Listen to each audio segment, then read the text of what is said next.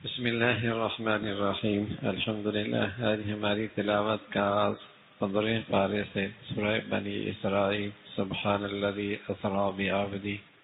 اللہ کے حبیب صلی اللہ علیہ وسلم کو اللہ نے ایک غیر معمولی معجزہ عطا فرمایا، اور سارے انبیاء میں یہ آپ ہی کی خصوصیت تھی کہ آپ کو یہ معجزہ ملا کہ آپ کو اللہ نے راتوں رات مسجد حرام سے مسجد اقصی تک پہنچایا، اور پھر وہاں سے آسمانوں تک لے گئے، پہلے دوسرے ساتوں آسمانوں تک، اور پھر آگے سارا یہ منظر اور یہ سارا یہ سفر رات کے تھوڑے حصے میں ہوا، اور پھر آپ واپس تشریف لے آئے۔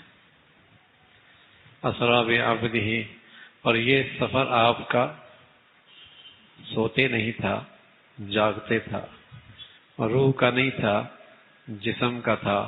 خواب میں تو نہ جانے انسان کہاں کہاں گھوم کے آ جاتا ہے، اور اس کا کوئی انکار بھی نہیں کرتا۔ اللہ کے نبی جاگتے ہوئے آپ کو اللہ یہ لے گئے، تبھی تو کفار نے انکار کیا۔ یہ کیسے ہو سکتا ہے؟ یہ کیسے ہو سکتا ہے کہ آپ رات کے تھوڑے سے حصے میں کہاں مکہ مکرمہ، کہاں فلسطین، کہاں مسجد اقصی، کہاں آسمانوں پہ، اور پھر آپ کا واپس آ جانا اللہ اللہ ہے۔ اور اللہ بڑی قدرت والے ہیں۔ جب مکہ کے کفار نے یہ بات سنی تو انہوں نے حضرت صدیق اکبر سے کہا کہ تمہارا یہ دوست جس پہ تم ایمان لائے ہو عجیب سی بات کر رہا ہے، اور یہ کہہ رہا ہے کہ رات کے حصے میں گیا اور آیا۔ اللہ کے نبی صلی اللہ علیہ وسلم کا یہ سچا جان نثار کہنے لگا یہ کس نے کہا ہے؟ کہا اس محمد صلی اللہ علیہ وسلم نے۔ فرمایا اگر انہوں نے کہا ہے تو سچ کہا ہے، انہوں نے کہا ہے تو سچ کہا ہے۔ مسلمان تو ہوتا ہی وہی ہے بھائی کہ عقل کو وہی کے تابع رکھتا ہے، نہ یہ کہ اپنی عقل سے وہی کے تجزیے کرتا ہے، نہ یہ ہے کہ اللہ کے احکامات کا اور وہی کے آئی ہوئے نظام کا اپنی عقل سے تجزیے کرے، بلکہ اپنی عقل کو اس وحی کے تابع کرتا ہے۔ اللہ کی قدرت انسانی عقل سے بھی آگے کی چیز ہے۔ تو ابراہیم حضرت محمد صلی اللہ علیہ وسلم کو اللہ نے یہ معراج کا معجزہ عطا فرمایا، اور میرے عزیزو یہ اللہ کے نبی کا خصوصی اعزاز تھا، لیکن آپ نے اس موقع پہ اپنی امت کو نہیں بھولے۔ اللہ سے آپ نے اپنی امت کے لیے بھی معراج کا تحفہ لے کے آئے، اور وہ تحفہ نماز کا تھا۔ نماز کا تحفہ تھا کہ جب میری امت نماز پڑھے گی تو وہ بھی اتنے اللہ کے قریب ہو جاتی ہے جیسے اسے بھی اللہ کا معراج ہو رہا، اللہ کا قرب مل رہا ہے۔ 50 ملی تھی، اللہ کے نبی کے کہنے پر 5 ہو گئی، لیکن کیا پتا آج امت کے پاس ان 5 وقت کی نماز کے لیے بھی وقت نہیں ہوگا۔ اور اللہ کی رحمت دیکھی، فرمایا آپ کی امت 5 پڑھے گی، ثواب 50 کا ہی دوں گا، انعام 50 ہی کا دوں گا۔ یہ کیا پتا تھا کہ یہ امت ایسی ہو جائے گی کہ اس کے پاس 5 کا بھی وقت نہیں ہوگا۔ 5 نمازوں کے لیے بھی آج مسلمان کے پاس وقت نہیں ہے۔ بڑی حیرت ہے، یہ پیدا کس لیے ہوا ہے؟ یہ تو پیدا ہی اللہ کی بندگی کے لیے ہوا تھا، لیکن یہ بھول ہی گیا۔ تو معراج کا واقعہ سورہ بنی اسرائیل کے آغاز میں ہے، اور پھر اللہ رب العزت نے بنی اسرائیل کا تذکرہ فرمایا۔ امت محمدیہ کے لیے سبق ہے، درس ہے، عبرت ہے کہ اس بنی اسرائیل نے شام کی زمین اور فلسطین کی زمین، یہ ایک ہی علاقہ تھا، اس پورے علاقے کو شام کا علاقہ کہا جاتا تھا۔ یہودیوں نے وہاں بنی اسرائیل میں سرکشی کی، اللہ نے ان پہ ظالم بادشاہ بخت نصر مسلط کیا۔ اس قوم نے حضرت شعیب کو شہید کیا، اور اللہ کی بے دینی میں بہت آگے بڑھی، پیغمبر کی تعلیمات سے بہت دور ہو گئی۔ اللہ نے ظالم بادشاہ بخت نصر مسلط کر دیا، جس نے انہیں جسے کہیں کہ جسے گھر اجاڑ دیے، گھر برباد کر دیے، گرفتار کر لیا۔ پھر اس کے بعد انہی کی اولادیں آئی، اور انہوں نے پھر شام کے اندر ایک مرتبہ خرابی مچائی، اور حضرت زکریہ اور حضرت یحییٰ علیہ السلام کو شہید کیا۔ پھر اللہ نے ایک بادشاہ مسلط کیا۔ تو اللہ نے اس امت کو سبق دیا کہ جب قومیں اللہ کو ناراض کرتی تو اللہ پھر ان پہ اور بڑا ظالم مسلط کر دیتا ہے، پھر اور اللہ بڑا ظالم مسلط کر دیتا ہے۔ ایسے ہی نہیں کوئی ظالم مسلط ہوتا، اور ایسے ہی ظالموں کے ہاتھوں میں قومی امور نہیں آتے، بلکہ انسانوں کی اعمال خراب ہوتے ہیں، عمل خراب ہوتا ہے، اللہ ناراض ہوتے ہیں، پھر اللہ رب العزت ظالموں کے سپرد اس قوم کو کر دیا کرتے ہیں۔ پھر فرمایا قیامت کا دن آنے والا ہے جہاں ہر شخص کو اپنا حساب دیکھنا ہے اور کہا جائے گا یہ ہے نامہ اعمال، پڑھو یہ تمہارا نامہ اعمال ہے، اور اللہ انسانی زندگی کا پورا حساب لینے دینے میں کافی ہیں، وہ اکیلی ذات ہی کافی ہیں۔ پھر فرمایا جو آدمی دنیا چاہے گا اللہ اسے کچھ دنیا دے دے گا، لیکن آخرت میں سوائے جہنم کے کچھ نہیں۔ لیکن جو آدمی اپنی زندگی کا مقصد آخرت بنائے گا اللہ رب العزت اس کی محنت کا بڑا قدردان ہے، اور ایسی نعمت ایسی قدردانی فرمائیں گے کہ اس انعام کو دیکھ کر خوشی ہی ہو جائے گا، اس کا تذکرہ فرمایا۔ پھر اللہ نے اپنی توحید اور والدین کے ساتھ حسن سلوک اور بہت سارے احکامات کا تذکرہ، ایک طویل فہرست ہے، لکھا ہے پورے تورات کا خلاصہ یہ چند آیات ہیں، اور اس میں پہلا پیغام ہے اللہ کے ساتھ کسی کو شریک نہ ٹھہرانا، نہ ذات میں، نہ صفات میں، نہ اس کی تعریف میں، نہ اس کی بندگی میں، اس کا کوئی شریک نہیں ہے۔ اور توحید کے بعد سب سے بڑا حق بندوں میں ماں باپ کا ہے، ان کے ساتھ حسن سلوک کا برتاؤ کرنا۔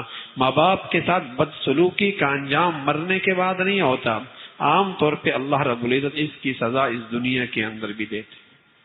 ماں باپ کے ساتھ بدسلوکی کا انجام آدمی دنیا ہی میں اولاد دیکھا کرتی ہے۔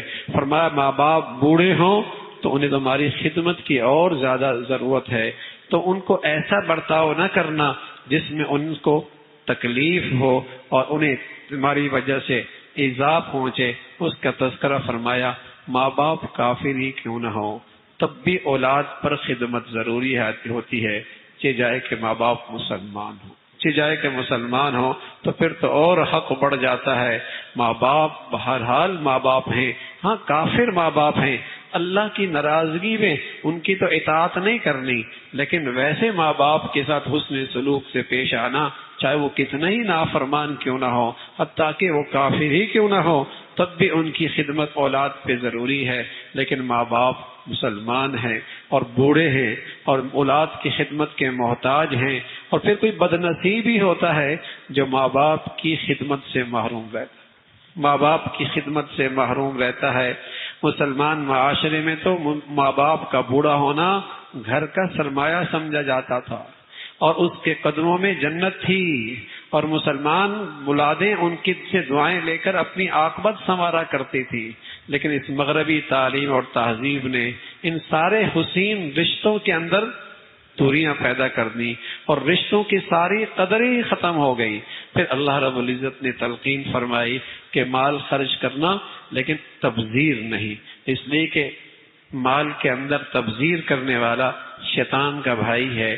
خرچ کرو لیکن اللہ کے راستے میں بھی خرچ کرنے کے اندر بھی ایسا نہیں کہ تم محتاج ہو جاؤ، کہ جائے کہ تم اللہ کے گناہوں کے اندر خرچ کرو، یہ تو شیطان کے ساتھ دوستی اور یاری کی بات ہے، اس کی مذمت فرمائی۔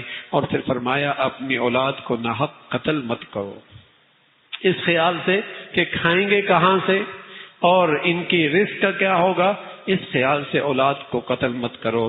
زنا کے قریب بھی نہ جاؤ، کہ جائے کہ زنا کرنا اس گناہ سے تو بس اوقات ایمان ہی سلب ہو جاتا ہے، لیکن فرمایا زنا کے قریب بھی نہ جاؤ۔ اور زنا کے قریب کیا ہیں؟ غیر محرم کے ساتھ اختلاط، خلوت اور تنہائی، مخلوط زندگی اور ان سے ناجائز تعلقات اور گفتگو، یہ سارے زنا کے دوائی ہیں۔ فرمایا ایمان والو زنا کے قریب بھی نہ جاؤ، نہ حق کسی کو قتل مت کرو، یتیم کا مال مت کھاؤ، ناپ تول میں کمی مت کرو، عہد کرو تو اسے پورا کرو۔ اللہ رب العزت نے آنکھیں دی ہیں، کان دی ہیں، دل دی ہیں، یہ اللہ کی بڑی نعمتیں ہیں، لیکن کل قیامت میں ان نعمتوں کے بارے میں بعض قرص بھی ہوگی، ان نعمتوں کا تمہارا استعمال کیسا رہا، اس کا تذکرہ فرمایا۔ پھر مرنے کے بعد کی زندگی کا انکار، مشرک کہتے تھے مرنے کے بعد کیسے زندہ ہوں گے؟ فرمایا اللہ زندہ فرمائیں گے، تم پتھر بھی بن جاؤ نا، تم لوہا بھی بن جاؤ، اللہ پھر بھی تمہیں انسان بنا کے کھڑا کر دے گا۔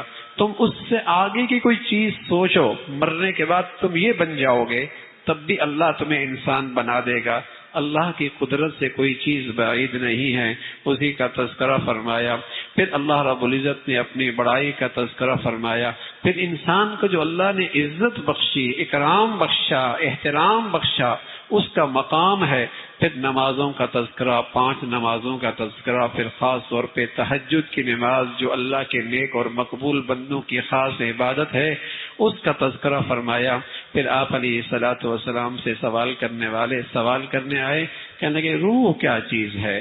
فرمایا روح اللہ کا حکم ہے، روح اللہ کا حکم ہے۔ مشرک کہتے تھے ہم آپ کی بات پہ یقین نہیں کر سکتے، اگر واقعی آپ اللہ کے پیغمبر ہیں تو پھر کوئی نہریں بہا دینا، کوئی سبز بہار جسے کہیں کہ کوئی باغات ہوتے نا آپ کے پاس دولت اور مال و دولت ہوتی نا، یہ سب چیزیں ہوتی تو ہم کہتے ہیں ہاں آپ کے کوئی اللہ کے خاص آدمی ہیں اور آپ اللہ کے بڑے برگزیدہ ہیں۔ کفار کے ہاں اللہ کی قبولیت کا معیار کیا تھا کہ دنیا بہت ہونی چاہیے، دنیا بہت ہونی چاہیے، دنیا بہت ہونی چاہیے، یہ ان کے ہاں کفار کے ہاں مقبولیت اور اللہ کے پیارے ہونے کی علامت تھی۔ اللہ کے نبی صلی اللہ علیہ وسلم فرمایا یہ میرے اختیار میں نہیں ہے، میں تو اللہ کا رسول اور اللہ کا پیغمبر ہوں، اس کا پیغام تمہیں سنا رہا ہوں۔ اور پچھلی قوموں کی ہلاکت کا تذکرہ بھی فرمایا۔ پھر آپ علیہ الصلوۃ والسلام سے تلقین فرمائی بس آپ اللہ کو یاد کریں اور اللہ کو کسی بھی نام سے اللہ کے نام کو پکاریں، اللہ فریاد کو قبول کرنے والے ہیں۔ پھر سورہ کہف کا تذکرہ ہے اور یہ وہ سورت ہے رسول اللہ صلی اللہ علیہ وسلم فرمایا کرتے تھے ہماری چاہت ہے کہ ہماری امت اس کو ہر جمعے میں تلاوت کیا کرے، اس سے دجال کے فتنے سے محفوظ رہیں گے، دجال کے فتنے سے محفوظ رہیں گے۔ اس سورت کے آغاز میں اللہ کی حمد و ثنا ہے، اللہ کی بڑائی ہے، اور پھر اصحاب کہف کا تذکرہ ہے۔ یہ چند نوجوان تھے جو خوشحال گھرانوں کے بچے تھے، صاحب حیثیت سوسائٹی کے اندر رہتے تھے۔ اللہ کی شان، اس وقت کا جو حکمران تھا وہ بت پرست تھا، وہ اپنی پوجا کرایا کرتا تھا۔ ان نوجوانوں کو سچے دین کی کہیں سے تعلیم مل گئی اور انہوں نے اس کے سامنے جھکنے سے انکار کر دیا اور انہوں نے اعلان کر دیا ہم تو اس ذات کے سامنے جھکیں گے اور اس کی پرستش کریں گے اور اس کی بندگی کریں گے جو زمین و آسمان کا رب ہے اور جو زمین و آسمان کا خالق اور مالک ہے۔ وقت کے حاکم نے انہیں مہلت دے دی، اپنے اس نظریے سے دستبردار ہو جاؤ تو تمہارے لیے عہدے ہیں، مناصب ہیں، دولت کے ڈھیر ہیں، اور اگر تم پھر بھی باز نہ آئے تو یاد رکھنا پھر تمہارے لیے سزا ہے، قتل ہے، تمہارے لیے پھانسی ہے۔ یہ اس نے چند دنوں کی مہلت دی۔ یہ نوجوان کہنے لگے، وہاں سے جب یہ کہنے ان کے دائیں بائیں کے رشتہ دار دوست احباب ان کے قریب آئے اور کہنے لگے کہ کیا ہوا، تم کیوں اس رشت پہ اس معاشرے اور سوسائٹی کے چلتے ہوئے سفر کو چھوڑ کر ایک الگ راستے کو کیوں اختیار کر رہے ہو، اور خود اس کو بٹھا دو، تم خود جو ہے ترقی کیوں نہیں تم خود جو ہے اپنے لیے ترقی کے راستے کیوں بند کر رہے ہو۔ تو اس ان نوجوانوں نے کہا کہ ہمارا رب تو وہ ہے جو زمین و آسمان کا رب ہے، جو ساری مخلوق کو کھلاتا اور پلاتا ہے، وہ ذات ہمیں بھی کھلائے گا، ہمیں بھی پلائے گا۔ فضا میں رکھے اڑتے پرندوں کو جو کھلا سکتا ہے اور سمندر کی تہ میں رہنے والی سمندر کی مچھلیوں کو کھلا سکتا ہے، چٹانوں میں رہنے والے کیڑوں کو وہ ذات کھلا سکتی ہے، تو وہ رب ہے، وہ ہمارا بھی رب ہے، وہ ہمیں بھی کھلائے گا۔ اس لیے کہ قوم نے سب سے زیادہ جس چیز سے ڈرایا، کھاؤ گے کہاں سے، تمہارے معاش کا کیا ہوگا۔ اور آج دنیا میں جتنے فتنے آ رہے ہیں وہ معاش کی سواری پہ سوار ہو کے آ رہے ہیں۔ مسلمانوں کے پاؤں کی زنجیر آج معیشت بن چکی ہے، معیشت بن چکی ہے۔ ایک تو یہ مسلمان کم ہمت ہو گیا، اور کم جسے کہیں کہ ہمت ختم ہو گئی، محنت کا مزاج ختم ہو گیا، اور دوسرا اللہ کی ذات پہ اعتماد اور بھروسہ بھی ختم ہو گیا۔ پھر غلامی ہی غلامی ہے۔ اس کا تذکرہ فرمایا کہ وہ تو کہنے لگے ہمارا رب وہ ہے جو زمین و آسمان کا رب ہے۔ وہاں سے نکل کھڑے ہوئی ہے۔ جب اللہ کی طرف کوئی آدمی چلتا ہے تو اللہ کی رحمت اس کی طرف دوڑ کے آتی، اللہ کی رحمت بھی پھر اس کی طرف دوڑ کے آتی ہے۔ کوئی دل سے اللہ کی طرف چلتا ہے پھر اللہ کی رحمت بھی اس کی طرف دوڑ کے آتی ہے۔ یہ نوجوان نکلے، اس شہر سے نکلے، اس علاقے سے نکلے، ایک غار میں پہنچے، کچھ آرام کرنے لگے. اللہ رب العزت نے ان نوجوانوں پہ نیند طاری کر دی. اور نیند کیا طاری کی؟ سوتی رہ گئے، سالہ سال سوتے رہے. اور قرآن کہتا ہے زندگی کے لیے سورج کی ضرورت، ہوا کی ضرورت، چاند کی ضرورت. ہم نے اپنی ساری مخلوق کو حکم دے دیا کہ یہ میرے پیارے ہیں، ذرا تازہ جھونکے ہوا کا ان پہ ڈالتے چلے جانا، اور سورج اور چاند کی تازہ شعاعیں ان پہ ڈالتے چلے جانا. اور خود اللہ کہہ رہا ہے ہم ان کو کروٹیں بھی دے رہے ہیں. کئی سالوں کے بعد جب اٹھتے ہیں تو ایک دوسرے سے پوچھتے ہیں کتنے دن تک سوئے؟ تو کہنے لگے ایک دن یا آدھا دن. اللہ کی شان جیسی اٹھے فوراً بھوک لگی، اپنے آپس میں مشورہ کرنے لگے چھوڑو اس بحث کو، مقصد بات کرو، کسی کو بھیجو کھانے کے لیے، اور اس کو یہ بھی کہہ دو، اس کو یہ بھی تلقین کر دی احتیاط سے جانا، کسی کی نظر تجھ پہ نہ پڑے، پھر کہیں گرفتار نہ ہو جائے، کہیں پھر وہ ہمیں ارتداد کے اور گمراہی کی طرف مجبور نہ کر دیں. اور یہ بھی خیال کرنا لقمہ حلال لے کے آنا، صاف ستھری ہوٹل پہ جانا، اور کسی اچھے آدمی سے کھانا لے کے آنا، اس لیے کہ حرام کی بڑی نحوست ہوتی ہے. تو اس انداز سے جب وہ کھانے کے لیے لینے کے لیے گیا، اللہ کی شان سالہ سال سلایا، نہ بھوک کی ضرورت نہ پانی کی ضرورت. اور اب اٹھے تو فوراً بھوک لگ گئی. جب وہاں گئے تو راستے بدلے ہوئے، ماحول بدلا ہوا، لیکن چلے گئے. جب وہاں سکے پیش کیے تو اس کھانے دینے والے نے کہا میاں نئے سکے لے کے آؤ، نئی کرنسی لے کے آؤ، پرانی کرنسی کہاں سے لے کے آ گئے؟ تو کہنے لگے کون سی پرانی کرنسی، کون سی نہیں، ابھی تو ہم نے یہ لی ہے، ابھی تو ہم یہاں سے گئے ہیں. تو اس کے سامنے اس ملک کی پرانی تاریخ موجود تھی کہ چند نوجوان اللہ کی وحدانیت کی بات کرتے تھے، اور انہوں نے ایسے استقامت کا مظاہرہ کیا کہ سارے ملک کے نظام سے ہٹ کٹ کے اللہ کے سچے دین کو قبول کیا تھا. پھر ایسے گم ہوئے کہ ان کا پتہ کوئی نہیں لگا. تو اس کے سامنے کہیں تم وہ نوجوان تو نہیں ہو؟ تو جھوٹ کیسے بولتے؟ ہوٹل والے نے اسے تسلی دی، گھبراؤ نہیں، اب وقت کا بادشاہ بڑا نیک آدمی ہے، خوف خدا رکھنے والا ہے.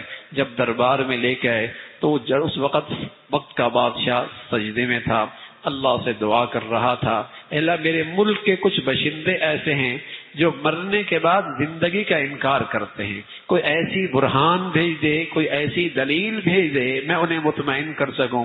جیسے یہ نوجوان گئے تو وہ سمجھ گیا کہ اللہ نے برہان بھیج دیا. جو سالہ سال سلانے کے بعد بیدار کر سکتا ہے، اس ذات کے لیے مارنے کے بعد دوبارہ زندہ کرنا کوئی مشکل نہیں. تو اللہ رب العزت نے ان نوجوانوں کا تذکرہ فرمایا، پھر ان کا انتقال ہوا، پھر وہاں ان کے لیے جگہ بنی. آج تک کوئی صحیح جگہ مختلف تاریخ کے اوراق کے اندر موجود ہے کہ یہ ترکی کے بعض علاقوں کے اندر ہیں، بعضوں نے کچھ اور علاقے تیونس کی طرف علاقے بتائے، لیکن بہرحال اصحاب کہف یہ غار والے قرآن نے ان کا تذکرہ فرمایا. پھر اللہ رب العزت نے اپنے نبی کو تلقین فرمائی جب بھی کوئی آئندہ کام کرنا ہو تو یہ نہ کہا کرو میں کل بتا دوں گا، میں پرسوں بتا دوں گا، بلکہ یہ بھی ساتھ کہا کرو اگر اللہ چاہے گا تو، اگر اللہ چاہے گا تو انشاءاللہ. یہ جو مسلمان کہتے ہیں نا ماشاءاللہ انشاءاللہ، یہ ایک عقیدے کا اعلان ہوتا ہے کہ جو کچھ ہوا اللہ کی مرضی سے ہوا، کہتے ہیں ماشاءاللہ اللہ کی مرضی سے ہوا. اور انشاءاللہ تدبیر مکمل ہے، منصوبہ مکمل ہے، ساری پلاننگ ٹھیک ہے، اسباب بھی مہیا ہیں، وسائل بھی ہیں، کچھ نہیں ہو سکتا انشاءاللہ اللہ چاہے گا تو ہوگا، اللہ چاہے گا تو ہوگا. تو یہ مسلمانوں کے عقیدے کا اظہار ہے. مسلمان کسی کام کے ہونے پر کہتا ہے ماشاءاللہ اس کی مرضی ہے اس لیے ہو گیا.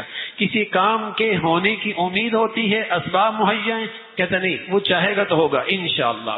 یہ اللہ رب العزت نے تلقین فرمائی کہ جب بھی کوئی کام مستقبل کے بارے میں ہو تو انشاءاللہ کہا کرو. اس کا تذکرہ فرمایا. پھر دو باغ والوں کا تذکرہ ہے، ایک خوشحال تھا اور ایک غریب تھا، لیکن غریب اللہ والا تھا اور وہ خوشحال اللہ کو بھولا ہوا تھا. وہ اپنی دولت پہ اترا رہا تھا، تکبر میں مبتلا تھا، اور اس غریب سے کہنے لگا یہاں بھی میرے مزے وہاں بھی میرے مزے، اگر میں مرا پہلی بات تو مروں گا ہی نہیں، مرنے کے بعد زندگی کوئی نہیں، اگر مر بھی گیا تو یہاں بھی مزے وہاں بھی میرے مزے۔ وہ غریب جو اللہ والا تھا اس نے کہا اپنی دولت پہ غرور اور تکبر نہ اتراف، بلکہ یہ کہہ دے یہ سب کچھ اللہ کی عطا ہے، یہ سب کچھ اس کی عطا ہے اور اس کی نوازش ہے۔ اگر ایسا نہیں کرے گا تو خطرہ ہے کہیں کوئی آفت ہی نہ آ جائے، لیکن اسے اس دولت کے نشے میں کچھ سمجھ میں نہیں آیا۔ اللہ رب العزت نے فرمایا آفت بھیجی، اس کے سارے باغات ملیا میٹ ہو گئے، نام و نشان مٹ گیا۔ بس اوقات اللہ دنیا میں بہت جلدی کسی کو عبرت کا نمونہ بنا دیتا ہے، بس اوقات کسی کو بہت جلدی عبرت کا نمونہ بنا دیتا ہے۔ پھر اللہ رب العزت نے آخرت کا تذکرہ فرمایا کہ دنیا میں انسان بہت ساری چیزوں سے امیدیں رکھتا ہے، لیکن وہ ساری چیزیں اس کے ہاتھ سے نکل جاتی ہیں، لیکن ایک نیکیوں کا سہارا ایسا ہے جو قبر میں بھی ساتھ ہوگا، معاشر کے میدان میں بھی ساتھ ہوگا، جنت کے اندر بھی ساتھ ہوگا۔ تو کیوں نہ ہو اپنی زندگی میں نیکیوں سے تعلق رکھو جو ہر وقت زندگی کے سفر میں ساتھ رہیں، اس کا تذکرہ فرمایا۔ پھر اللہ رب العزت نے حضرت موسیٰ علیہ السلام اور حضرت خضر کا تذکرہ فرمایا۔ حضرت خضر اللہ کے مقبول بندے، حضرت موسیٰ علیہ السلام اللہ کے پیغمبر۔ حضرت خضر کو اللہ نے وہ علم دیا تھا جو موسیٰ علیہ السلام کے پاس نہیں تھا، تکوینی علم تھا، اور حضرت موسیٰ علیہ السلام کے پاس شریعت کا علم موجود تھا۔ تو حضرت موسیٰ علیہ السلام سے اللہ نے حضرت خضر کے ساتھ رہنے کی آپ کو نصیحت فرمائی کہ کچھ دن خضر کے ساتھ رہو، ان کے پاس وہ علم ہے جو تمہارے پاس نہیں۔ سفر کے لیے تیار ہو گئے۔ اللہ کی شان جب سفر کے لیے روانہ ہوئے تو حضرت خضر علیہ السلام نے فرمایا ٹھیک ہے سفر پہ لے کے چلوں گا، لیکن جو کچھ دیکھو اس پہ بولنا نہیں، اس پہ بولنا نہیں۔ سفر پہ چلے، بڑی مشکل سے سواری ملی، ایک کشتی ملی، لیکن جب کشتی لہروں کے درمیان پہنچی تو حضرت موسیٰ علیہ السلام کیا دیکھتے ہیں کہ حضرت خضر اس کا ایک تختہ نکال رہے ہیں، ایک تختہ نکال رہے ہیں۔ موسیٰ علیہ السلام بول پڑے یہ ہمارے محسن ہیں اور انہوں نے ہمارے ساتھ احسان کیا ہے، ہمیں کشتی پہ سوار کیا ہے، اور آپ کیا ہمیں ڈبونا چاہتے ہیں؟ کشتی کا تو آپ نے پلہ ہی نکال دیا۔ خضر علیہ السلام فرمان لگے ہم نے آپ سے نہیں کہا تھا کچھ نہیں بولنا؟ فرمایا اچھا معذرت، اب نہیں بولیں گے، لیکن اب کی بار آپ درگزر کر دیں۔ آگے نکلے، جیسی کشتی سے گزرے، آگے چل رہے تھے، کچھ بچے کھیل رہے تھے، ایک بچہ ملا، آپ نے اس بچے کو پکڑا اور اس کی گردن اس کے تن سے جدا کر دی۔ اب شریعت کا علم تھا موسیٰ علیہ السلام کے پاس، آپ کیسے چپ رہ سکتے تھے؟ فوراً بول پڑے کہ آپ نے اس بے قصور بچی کی جان کیوں لے لی، اس بچے کی جان کیا لے لی؟ لیکن حضرت خضر علیہ السلام کے پاس تکوینی علم تھا۔ فرمایا بھائی آپ سے کہا تھا نا خاموشی خاموشی۔ حضرت موسیٰ علیہ السلام نے فرمایا اب کی آخری بار ہے، ایک مہلت اور دے دیں، ایک موقع اور دے دیں، اور مجھے اپنے ساتھ سفر میں رکھیں۔ حضرت موسیٰ علیہ السلام کا یہ عذر بھی قبول کیا گیا۔ پھر سفر پہ روانی ہوئے، اور اس سفر کا اگلا تذکرہ 16ویں پارے کے اندر ہے، انشاءاللہ کل عرض کریں گے۔